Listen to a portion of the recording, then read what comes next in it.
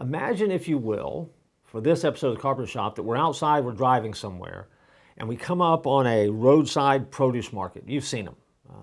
They sell everything. So a lot of times they have pickup trucks, or they have tents, and you can kind of walk out and look around. And usually this produce market is associated with a farm or a small homestead nearby, and this is how folks make a living. And they sell things that they can't sell other places. They sell it to folks that are driving by. Roadside markets, very cool part of Americana. If you never stop at one, my suggestion is, slow down a little bit, embrace the moment, and just stop at one. You never know what you're going to find in those places. Those are my kind of favorite places to go and just see the things. I love the offbeat, or the things that aren't the usual. And it's always some pretty fascinating experiences you can have there. And you meet some pretty interesting people too, by the way.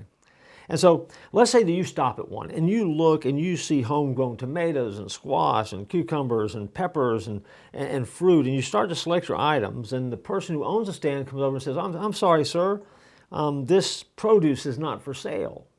And you say, what? They say, no, the produce isn't for sale.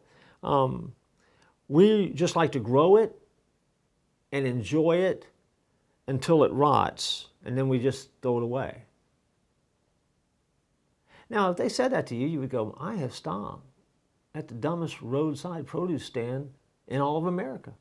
And you'll be thinking to yourself, these people are fools.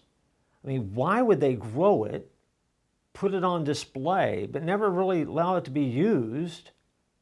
And then when it's done, it's rotten, they just throw it out. That's just 2 steps short of dumb. Why would they do that? Well, they wouldn't. They wouldn't, because it doesn't make sense. And so here's the real question. Why would we do that in a spiritual sense? Matthew 7:20 says, therefore, by their fruits you will know them. And one of the things that happens in your life and my life when we make a decision to believe and trust and follow Jesus is that He grows and produces in our life fruit. That's how the Bible talks about it. And He produces that not so we can look at it and enjoy it, and when it's rotten, throw it away. He produces it so that we can use it to nourish others, to impact others, to bless others, and to make their life better. In other words, the things that God is growing in you makes you a better version of yourself, a highly producing, highly functioning version of yourself, but it also allows you then to have something to offer the world that will make a dent in the universe and make their lives better. If you don't do that, if you think your faith is just about getting you into heaven, then you have missed out the bulk of what this book is all about. And you need to spend time in the Carpenter Shop getting to know the Master Carpenter just a little bit better.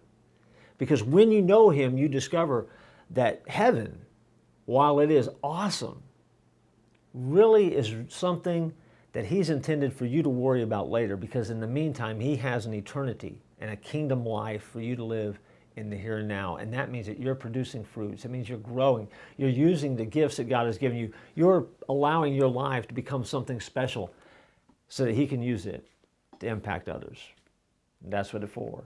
If not, and you're not living that way, and yet you're calling yourself a follower, you're just as silly as that person at that roadside stand that has beautiful stuff on display, only to wait for it to rot so it can be tossed out. What a waste that would be. Don't waste your life so self-consumed and self-absorbed that you forget to use those things that God has placed within you and is growing in you to bless others and impact the world.